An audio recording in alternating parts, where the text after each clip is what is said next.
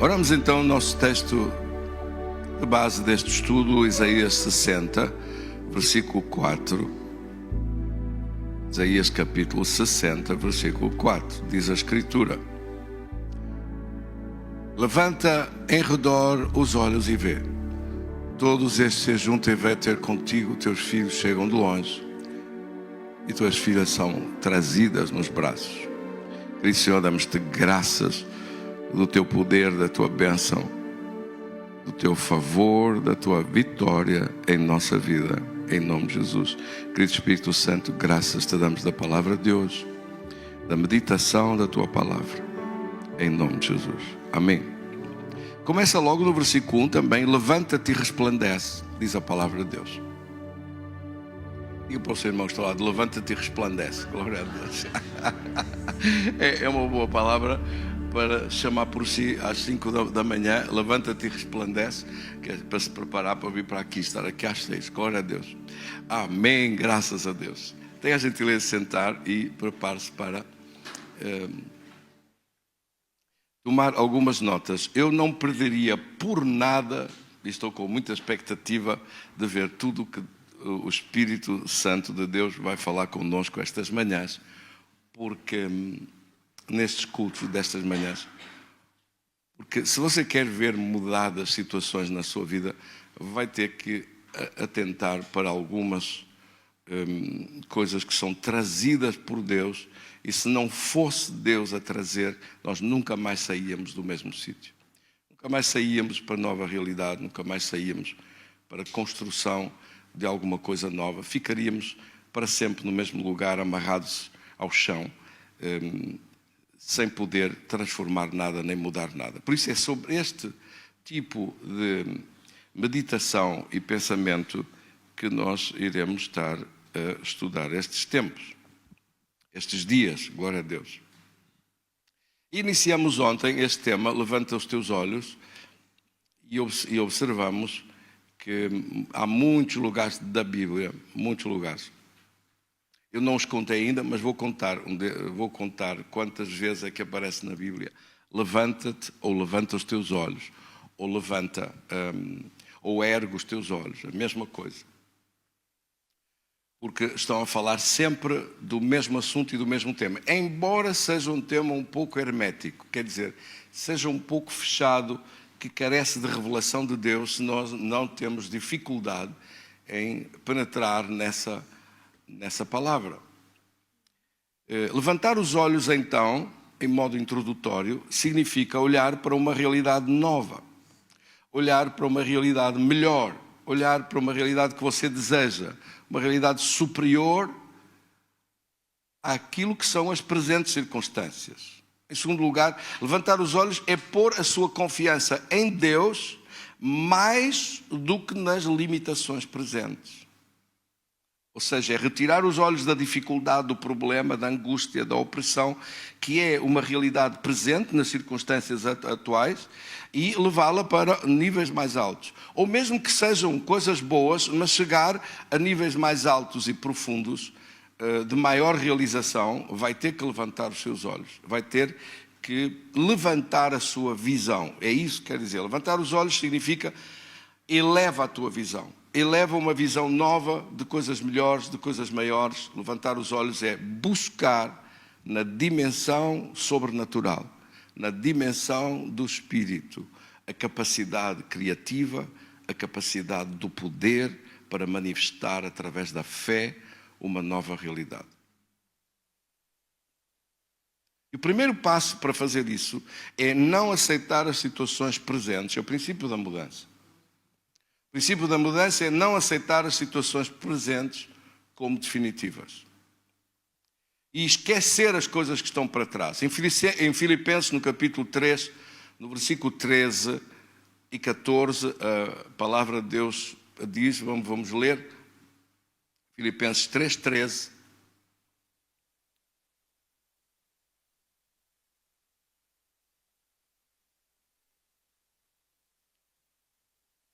Irmãos, quanto a mim, não julgo que eu haja alcançado, mas uma coisa faço. Repare como diz ali: uma coisa faço. Concentre-se, coloque o foco em uma coisa. uma coisa faço, esquecendo-me das coisas que atrás ficam. Normalmente as pessoas pensam que para esquecer o passado, esquecer as coisas para trás, é só coisas más. Mas não, há também coisas boas. Às vezes as pessoas ficam numa situação boa, ficam em coisas boas, e ficam de good old days, e ficam a pensar naquelas coisas, naqueles tempos é que era bom, aquilo é que foi bom, e aquilo é que não sei o quê, e fica amarrado na mesma em situações, e por isso não anda para a frente, porque fica saudoso de olhar para trás, e nós não podemos esquecer da mulher de Lot. A mulher de Lot é uma referência, é a única referência à mulher que Jesus faz em toda a Bíblia. Tantas mulheres na Bíblia, Jesus não falou de nenhuma mulher. Não falou de nada, não falou de Eva, não falou de Ruth, não falou de Esther, não falou de nada. A única mulher que Jesus falou e disse cuidado com esta mulher, foi a mulher de Lot. Cuidado com o que ela representa. Ela representa o saudosismo de coisas para trás que ela gostava, de Sodoma. E isso fez com que ela, olhando para trás, ficasse transformada numa estátua de sal. Estátua, símbolo de morte, e sal, símbolo de crente que morreu. Símbolo de alguém que ficou a olhar para trás e não olhar para a frente, esquecendo as coisas que ficam para trás. Não só as coisas más, as coisas boas também. Mas memórias ou sentimentos e emoções paralisantes, negativas, por maioria de razão, devem ser deixadas e abandonadas completamente. Avançar, por isso, em direção a novos objetivos. Avançar concentrado num foco sobre o que é que eu quero. Jesus perguntou àquele cego em Marcos 10:51, que queres que eu te faça? Era óbvio o que o homem queria. Queria ver. E ele disse isso mesmo. Quero ver outra vez. Que eu tenha vista, que eu veja de novo. Porque ele já tinha visto antes, mas tinha perdido a visão. Que eu tenha vista, que eu veja. E Jesus perguntou-lhe, que queres que te faça? Se Jesus aparecesse hoje a algumas pessoas e dissesse, que queres que te faça? Eles ficavam, não sei. O que é que eu quero que Deus faça? Não tenho nada organizado, nada preparado sobre o que eu quero. Ou então, quero coisas, mas que estão fora da vontade de Deus. E você deve pedir de acordo à vontade de Deus para ter a certeza que todas essas coisas acontecem em nome de Jesus. Amém, irmãos? Esquecer o que está para trás e avançar para novos objetivos é sair do lugar onde se está, espiritualmente, é o primeiro passo, porque todas as coisas começam primeiro espiritualmente. Primeiro é o espírito, depois é que aparece realizado nesta dimensão física. E diz então também focar no prémio. Vamos ver, prossigo para o alvo pelo prémio do chamado de Deus em Cristo Jesus. Ou seja, eu avanço para aquele alvo, avanço para as metas à minha frente, avanço para os objetivos à minha frente, pelo prémio. É bom você manter a consciência sobre o que vai receber, o porquê, a razão, porquê estou a fazer isto. Porque às vezes são pedidos sacrifícios. Sacrifícios de se levantar e orar. Porquê é que eu me levanto e venho orar? Porquê é que eu faço isto? É por causa da promessa de Deus. É por causa daquilo que Deus me prometeu. Porquê é que eu vou orar X horas por dia? Porquê é que eu leio a Bíblia e medito na palavra de Deus? É porque Deus disse que eu tenho que estar em forma espiritual, em boa forma espiritual, com fé, com poder, com ousadia, com valentia, com coragem. Porque senão vou ficar no deserto às voltas, vou desanimar e vou morrer no deserto. E nunca vou realizar nada daquilo que Deus me disse para fazer. Por isso, levantar os seus olhos é olhar para viver uma vida espiritual que lhe dê condições, como um atleta que treina, que pratica. É isso mesmo que ele diz, como um atleta. Vamos seguir no versículo e vamos perceber que está a falar de atletas, está a falar de gente que corre no estádio, de gente que se prepara e que corre para um prémio, que é um prémio fugidio, um prémio que passa rápido, que desaparece rapidamente. Aqueles que correm no estádio correm por um prémio. Aqueles que correm e que se esforçam por alcançar resultados de medalhas, de troféus, mas tudo isso passa rapidamente mas aqueles que correm por ambição de realizar as coisas de Deus têm um prémio eterno, têm resultados eternos que vêm para a sua vida. E essas coisas devem ser priorizadas em nossa vida. Levantar, por isso, os nossos olhos e focar no prémio. Porquê? Por causa de certos sacrifícios que nos são pedidos. Se você retirar os olhos do valor do seu prémio, das coisas que quer alcançar, porquê eu estou a fazer isto? O sacrifício perde sentido. Porquê é que eu vou sacrificar? Porquê é que eu vou orar? Porquê é que eu vou buscar? Porquê é que eu vou fazer? Se não tiver em vista o seu prémio, se não tiver em vista a realização que pretende, facilmente se desanima, porque perde a razão de ser, do objetivo, daquilo que pretende realizar e alcançar. Amém? Além do Deus chamou-me para isto, um atleta concentra-se na meta a alcançar para desenvolver os planos que Deus tem para si. Deus tem planos em nossa vida. Amém, irmãos? E esses planos em nossa vida não devem ser desprezados, mas devem, pelo contrário, ser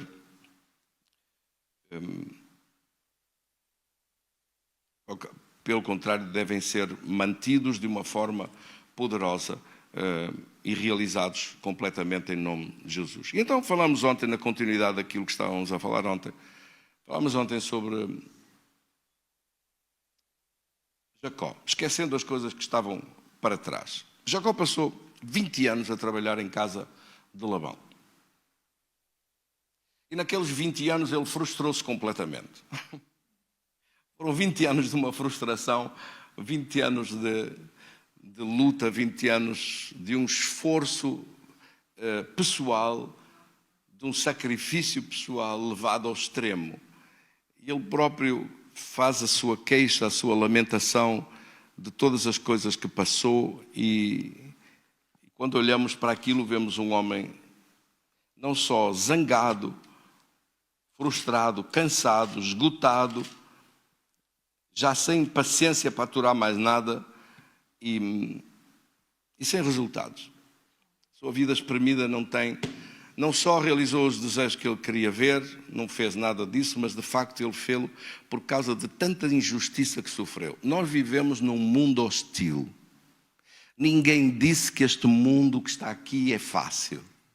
Ninguém contou uma história da carochinha para lhe dizer que tudo o que está aqui é um mar de rosas, lindo e bonito. Você tem um inimigo contra a sua vida que quer não só destruir a sua vida completamente, mas quer, pelo caminho, frustrá-lo, desanimá-lo, vergá-lo, dominar a nossa vida e arrancar-nos do sério, tirar-nos da razão e fazer-nos penar. Esse o desejo do Satanás, é fazer-nos penar ao máximo. Em Gênesis, no capítulo 31, então ele está a queixar-se. Queixa-se, lamenta-se, culpa a Labão, culpa os seus cunhados. Tem um problema, é que ele casou com as duas filhas de Labão. E os netos são netos do Labão. E o Labão é o seu patrão. E os cunhados são malandros que eu sei lá, vivem à custa, o outro trabalha como um desgraçado e tudo ali está a viver por conta do esforço deste homem. E ele está frustrado, está zangado, está revoltado com isto tudo e pergunta-se a si próprio: onde está a bênção de Deus que Deus me prometeu? Não achou graça? Ok. Mas teve.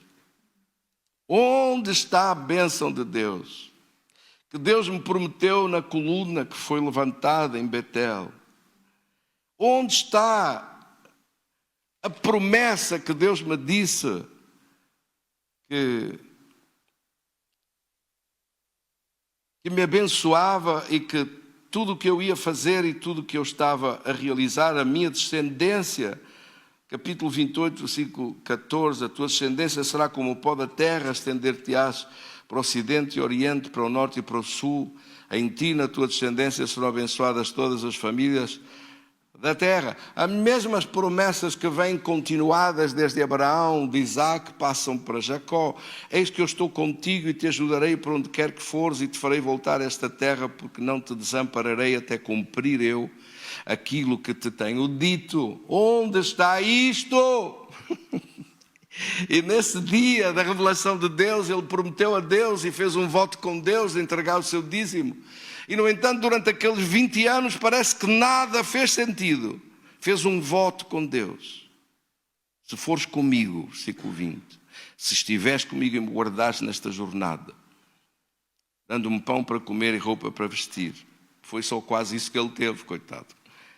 De maneira que eu volte em paz para a casa de meu pai. Ele até nem estava a pedir muito. Então o Senhor será o meu Deus, e esta pedra que erigi por coluna será a casa de Deus, e tudo quanto me deres, certamente darei o dízimo. E levantou ele essa primeira pedra de construção de Betel, da casa de Deus, lugar da presença de Deus. Agora, passados 20 anos, ele está no meio da frustração, do desencanto, desanimado, frustrado, revoltado. Ele tanto está desanimado como revoltado. Consegue estar tudo ao mesmo tempo.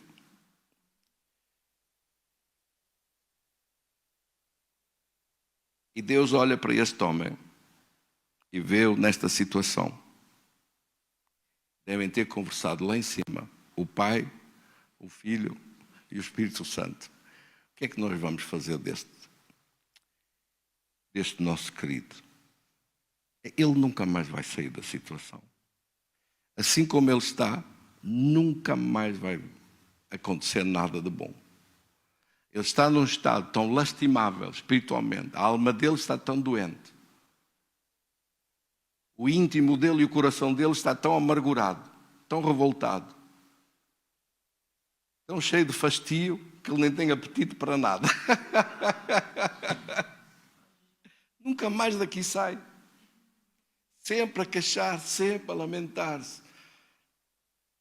Diabo conseguiu amarrá-lo de todos os lados, usou a própria alma dele para o amarrar. Você sabe que há pessoas amarradas por causa dos sentimentos e das emoções negativas em que estão a viver. Estão sempre a pensar no pior, sempre a pensar no sofrimento, sempre a pensar no passado, e porquê me aconteceu isto, e porquê foi assim, e porquê não sei o quê. Mal abre a boca, diz logo, e aconteceu-me isto, e conta a vida toda para trás, das desgraças, faz uma lista, e vive na lista. Saia da lista, glória a Deus. Na lista de culpar outros, ou na lista de desculpar a si próprio, ou na lista de qualquer coisa, você não vai olhar para a frente enquanto estiver a olhar no retrovisor. Não vai olhar para a frente e não vai viajar para a frente enquanto estiver a olhar para trás.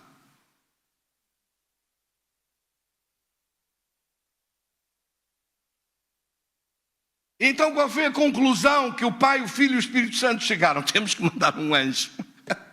Vamos mandar um anjo para lhe ensinar como é que ele vai sair de lá. Não havia pastores, não estava lá o pastor Lionel, não estava lá ninguém, então temos que mandar para lá um anjo, porque não está ninguém para o ajudar. Ele não sabe para onde se vai virar. Em casa, na família, cada vez se sentam à mesa, os outros todos riem-se dele e gozam com a situação. Então, Jacó, como é que vai? As ovelhitas e tal. É lá. Trabalha, filho. Nós precisamos de subsídios. Os outros estavam todos a viver à custa do subsídio do Jacó. O Jacó trabalhava, esfolava-se todo e todo o resto, tudo vivia à conta do subsídio. Trabalhem para aí, seus morcões. Trabalhem, seus desgraçados. Nós precisamos de subsídio. Hein? Vá lá e tal. É a gósmia, o abuso, a falta de vergonha. As pessoas é que pensam que não há gente assim como estes labões. Mas há. O mundo está cheio de labões. Uns trabalham, outros gozam. E o Os governos olham e riem-se porque eles também fazem a mesma coisa. Toda a gente trabalha e eles gozam. Eles estão do lado dos abusadores também. Repreenda o diabo em nome de Jesus.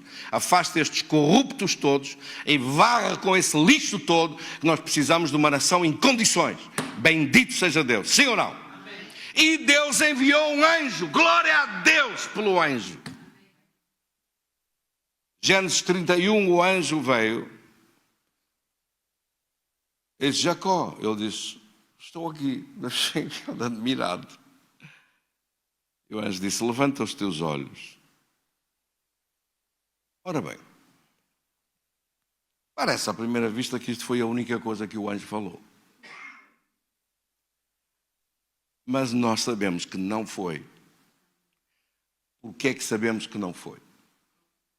Porque Deus obriga que você olhe para a Bíblia e perceba que quando aparece alguma coisa e algum resultado, é porque houve mais informações e mais especificações do que aquelas que aparecem à primeira vista. O anjo deu-lhe instruções claras. O anjo disse-lhe o que ia acontecer. A Escritura diz em Isaías 43, 26, apresenta as tuas razões, para que possas argumentar comigo, para que possas ser justificado. Faz-me lembrar os teus direitos, as tuas razões, para que juntos entremos em juízo, juntos vamos falar sobre isto. Lembra-se quando Abraão falou com Deus acerca de Sodoma e Gomorra? E disse-lhe: tu vais destruir os justos e os injustos, todos ao mesmo tempo? Será que o juiz do universo iria fazer uma injustiça dessas? Ele estava a falar com Deus, com Jesus diretamente no Velho Testamento, que aparece como Deus. Não aparece como Jesus do Novo Testamento, aparece com o corpo do Filho de Maria, aparece como Deus em sua majestade, em sua glória, e ele fala com ele e diz-te, e vai baixando: e se houver 50 justos? E ele respondeu-lhe: se houver 50 justos, não destruirei Sodoma e Gomorra por amor desses 50. E vai baixando, e 45, e 40, e 30, e 20, até chega em 10. E vai descendo, argumentando com ele sobre esta questão. Se houver 10, ele disse: se houver 10, eu não faço, não destruo Sodoma e Gomorra por amor desses 10. Veja o que 10 justos numa cidade, numa nação, num país podem fazer em benefício dessa cidade e dessa terra. Amém? E por fim, o que é que Deus fez? Tirou de lá o único que havia lá, a única casa, a única família que tinha alguma decência, que estava ali dentro a viver, ela era Lot. E ele tirou Lot, a mulher e as filhas de lá, porque os genros não quiseram vir.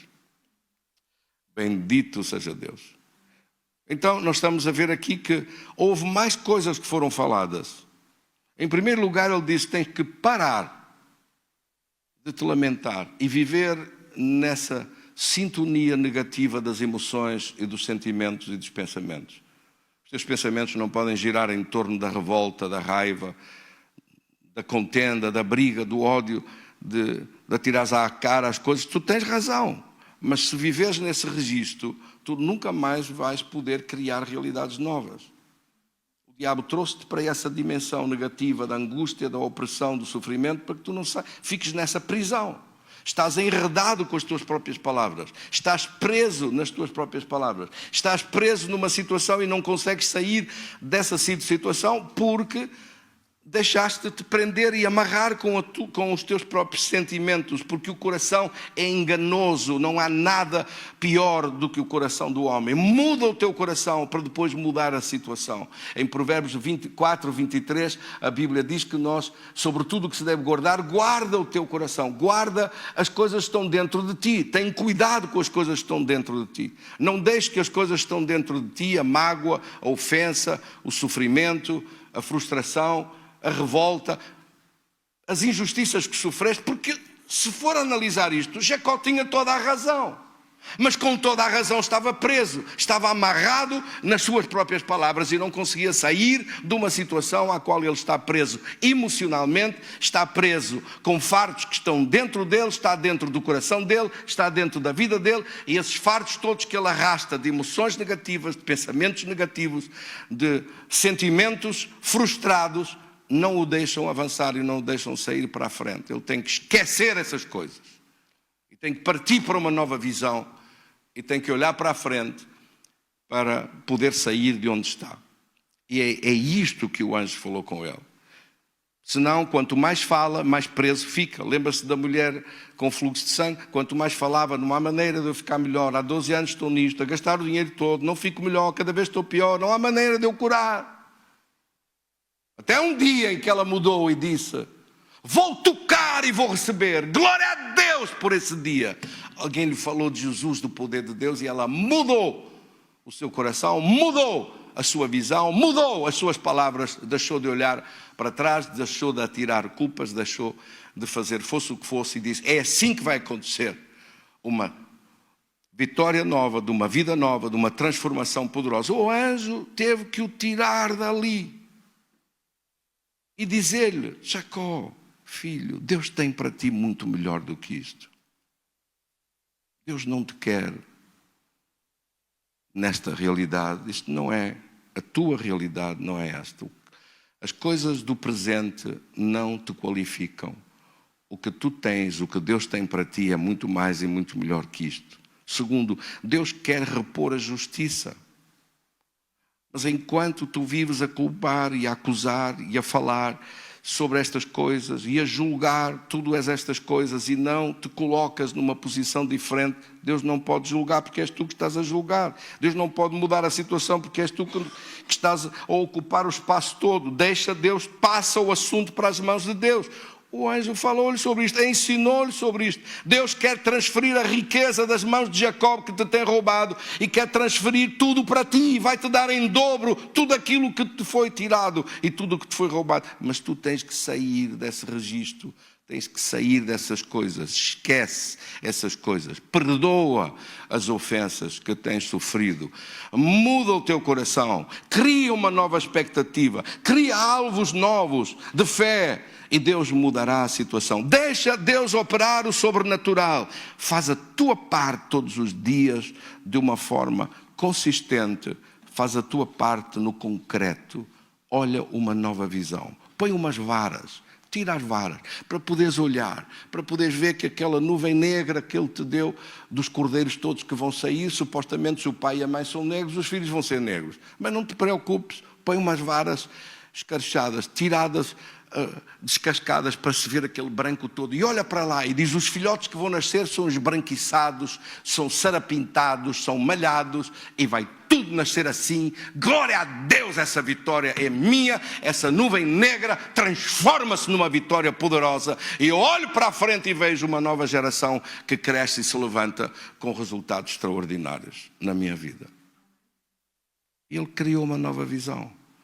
Olhou para a frente e fez a sua parte. Todos os dias, 2 vezes por dia, quando as ovelhas vinham beber de manhã cedo e ao fim do dia, parava e meditava e orava e agradecia a Deus e louvava a Deus com uma nova fé, com um novo coração. Imagino que ele cantou, não importa se a voz dele era rouca, se era límpida, se cantava como o caruso ou se cantava como uma cana rachada, como um corvo. Não interessa como ele cantava, interessa que ele adorava a Deus e cantava e olhava para uma nova realidade e alegrava-se de ver que uma nova transformação estava à sua frente. E essa vitória, que era alimentada, meditada, visualizada durante os seus dias, até que nascessem os próximos cordeiros, até que nascessem os próximos rebanhos.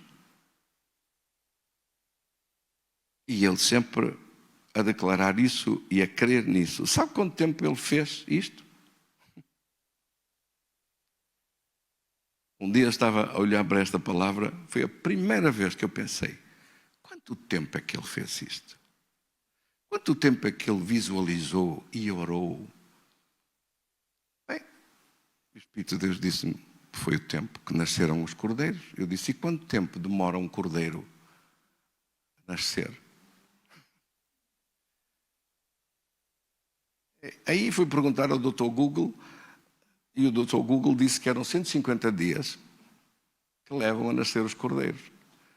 Eu disse, então ele esteve a fazer isto 150 dias, 5 meses, todos os dias, primeira coisa da manhã e última coisa do dia, meditava e adorava a Deus pelos resultados, pela expectativa de novos resultados. A expectativa do seu sonho, do seu desejo, dos que ele projetou, do que ele esperava, do que ele ansiava, do que ele tinha direito a receber e do que o anjo lhe disse. Isto é a nova realidade que Deus tem para ti. Ou seja, antes dela aparecer demorou 5 meses e ele criou essa nova realidade no seu espírito, no seu coração, na sua visualização, no seu pensamento. E fez a parte dele e deixou Deus operar o sobrenatural. E o que é que Deus fez? De uma nuvem negra de machos e fêmeas tudo escuro, sem uma pinta, que o Labão teve cuidado de não deixar nenhum com nenhuma pinta, apareceram os filhotes todos malhados e esbranquiçados. O Labão deve ter dado em doido completamente, porque o processo natural foi alterado. O ADN foi mudado. Deus fez um milagre. Deus fez um milagre como fez um milagre na barriga de Sara. Glória a Deus. Haverá alguma coisa difícil para Deus? Deus fez um milagre. Deus não pode fazer um milagre em alguém que esteja agarrado ao chão, agarrado ao seu passado, agarrado a emoções negativas, a brigas e contendas. O Espírito Santo não flui, o poder de Deus não flui. Fique em paz, perdoe sempre. Você pode ter gente à volta, mesmo que sejam complicados e difíceis, mas você pode levantar os seus olhos e olhar para a frente e ver uma nuvem, acima da nuvem negra, ver uma nuvem nova. Uma nuvem de vitória, uma nuvem de milagres, uma nuvem de bênção, uma nuvem de sucesso, uma nuvem de realizações maiores e melhores para a sua vida. E eleve-se, saia da tristeza, saia da amargura, saia da revolta, porque sem sair de lá, em conclusão, sem sair dessa sintonia para uma nova sintonia com uma realidade nova, você não vai mudar as situações. Em conclusão, quero dizer-lhe que Jacó hoje é você.